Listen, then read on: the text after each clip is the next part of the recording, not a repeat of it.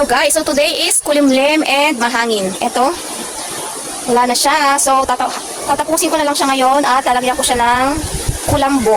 So para hindi madumihan ang ating pan. At ito, hahakutin ko lang siya sa unahan at ating ipamimigay. After few days, then I realized na hindi naman pala siya ganun kahirap linisin. Well, dati tinitingnan ko, napakadumi niya, napakadami niyang kahoy at mga dahon-dahon ng niyog.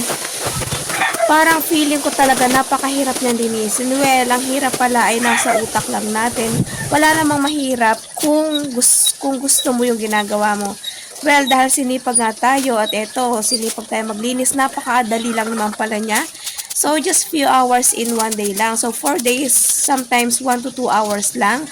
At talagang maganda naman siya at the same time na exercise tayo. Well, yun lang guys. Kaya kung may gusto kong gawin yun na. Huwag na kayong tamarin. Yun lang. Well, yan, okay na siya. Malinis na. So, may mga plastic. So, ang plastic kasi, hindi ko kinikip dito sa akin. Hindi ko sinusunog. Nilalagay ko dito sa sako at pinapa-pick up ko lang minsan kasi yung plastic hindi naman siya nabubulok. So I only keep the dried leaves here and the plastic is I want to pick up one by one.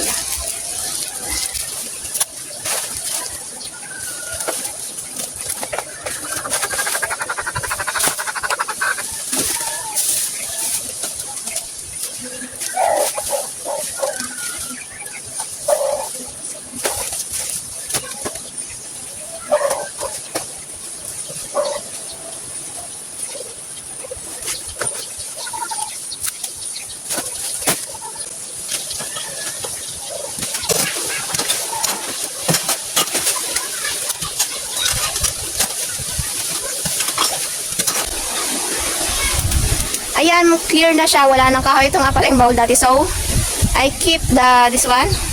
So, gagamitin ko siya para pantaklob doon. At, gagawan ko to ng 3 layer ng pechay. Flat. So, 3 layer. Later, gagawa ko. At ito, malinis na rin. So, lalagyan natin ito ng kulambo. Para naman yung mga dahon na hindi mamatak sa loob. Yung ganon. At, ito, well, tinago ko siya kasi feeling ko lang naman magagamit ko siya kasi mga goods siya.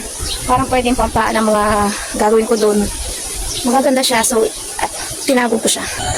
Ito yung kahoy, ganyan siya karami yung tinanggal ko doon. So, madami siya. Ipamimigay ko. Siguro matagal-tagal din nilang magagamit yun. Mamaya, papakuha ko. Kasi nakita ng anak ko na busy-busy ako. So, nagawa siya. Yan, ginawa niya kahapon. Dahil yung bata na yun ay manang-manay sa akin. So, dapat kasama ko siya ngayon sa ating video. So, kaso, pinabantay siya lang yun sa tindahan. So, mag-isa lang ulit ako. So, later, pag dumating siya sa hapon, mag-video kami. Yun lang. Bye-bye.